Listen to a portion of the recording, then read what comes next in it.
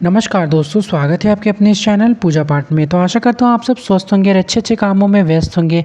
तो आज की इस वीडियो के माध्यम से मैं आप लोगों को पूजा सामग्री जितना भी लगने वाला है नवरात्रि के पूजन में मैं आपको दिखाने वाला हूँ कि क्या-क्या आपको पहले ही बाज़ार से खरीद करके लेकर के आ जाना है। तो आइए वीडियो स्टार्ट करते हैं। तो बिल्कुल थोड़ा कम ही सामग्री मैं बताऊँगा, उतना ज़्यादा भी नहीं बताऊँगा, लेकिन हाँ, बताऊँगा कि जो कि बेसिक होता है, जो आपके पास होना ही चाहिए। तो चलिए वीडियो स्टार्ट करते हैं।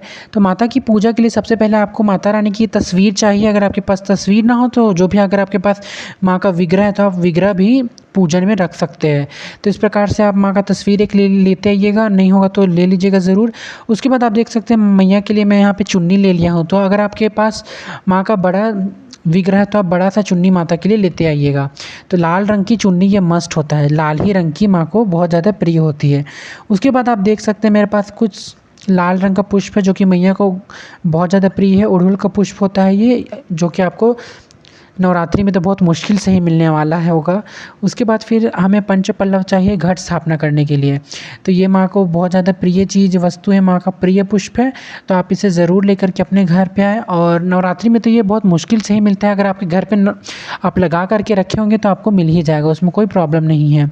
उसके बाद फिर हमें चाहिए होगा माँ की मतलब कि जो श्रृंगार का सामग्री हम अर्पित करेंगे माँ को, चुन्नी के साथ जो हम भेंट करते हैं मैया को, आलता, सिंदूर, कंघी, जो ऐनक होता है वो ऐना वगैरह, जितना भी माँ का 16 श्रृंगार आप चाहे तो वो भी अर्पित कर सकते हैं माँ को। आप नवरात्रि के किसी दिन भी मैया को आप ये अर्पित 16 श्रृंगार ज़रूर कर दीजिएगा, क्योंकि माँ को बहुत ज़्यादा प्रिय है। साथ ही साथ आपको चूड़ी भी माँ को अर्पित करना है। इस प्रकार से बिंदी, बहुत सारा 16 श्रृंगार में आता है चीज़।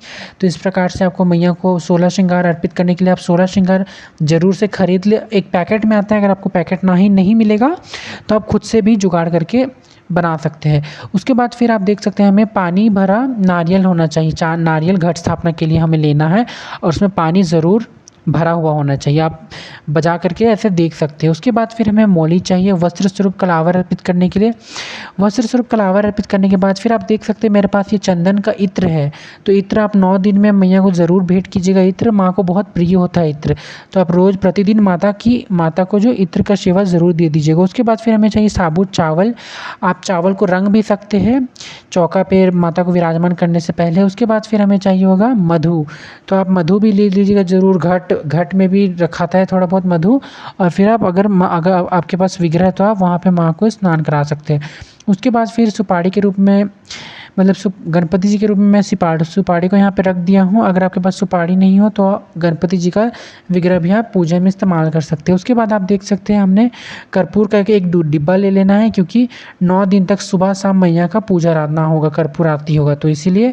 उसके बाद फिर हमें चाहिए होगा धूप। आप कोई सा भी धूप ले सकते हैं, मैं यहाँ पे मेरे लोकल शॉप में ये मिलता है तो मैं यहीं लेकर के आ गया हूँ। उसके बाद फिर हमें बत्ती लेना है।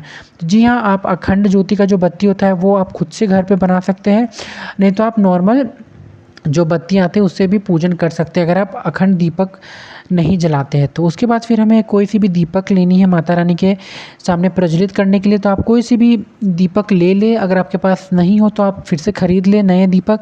उसके बाद फिर जो लाल चंदन होता है जो कि माँ को बहुत प्रिय होता है, लाल चंदन माँ का बहुत अत्यधिक प्रिय माना जाता है। माँ को लाल चंदन बहुत प्रिय होता है।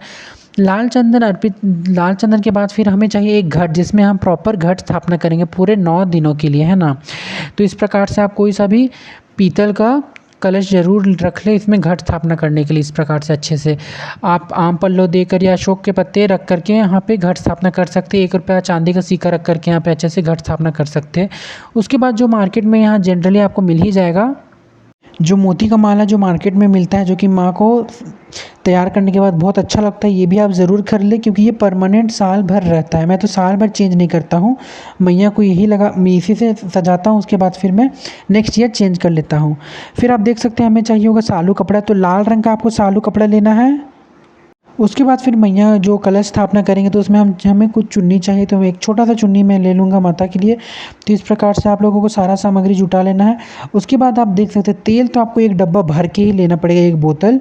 तो अच्छे से आप तेल का जो बंदोबस्त पहले ही कर लीजिएगा, क्योंकि थोड़ा प्रॉब्लम हो जाएगा, पूजा बीच में ख़त्म हुआ। तो उसके बाद फिर हमें चाहिए घृत। तो मेरा घृत थोड़ा खाली हो गया, मैं भी खरीद लूँगा घृत का 1 डब्बा, क्योंकि पंच प्रदीप से हमें आरती भी तो मैया की करनी है ना। तो इसीलिए हमें अच्छे से यहाँ एक माचिस भी मैं दिखा दे रहा हूँ आप लोगों को। माचिस भी आप ज़रूर लिस्ट पूरा कम्प्लीटली लिस्ट आप बना लीजिएगा।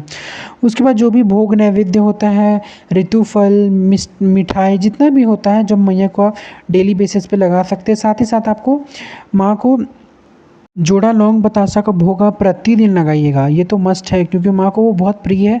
आप जब भी हुमाद होमा जो भी करते हैं आप वो कीजिएगा, तो उसमें आपको बहुत ज़्यादा ज़रूरी पड़ने वाला है। उसके बाद फिर आप देख सकते हैं इसी प्रकार से मैया का मैं छोटा सा सामग्री विधि लेकर के आ गया हूँ आप लोगों के पास। तो आप सब ज़रूर इसे पूजा से पहले ही जल्दी जल्दी जाके शॉपिंग कर लें और माता को अपने जल्दी से घर बुला लीजिएगा। तो आशा करता हूँ वीडियो अच्छा लगा होगा। वीडियो अच्छा लगा तो लाइक शेयर कमेंट ज़रूर कर दीजिएगा। ऐसा वीडियो आने वाला हो। धन्यवाद।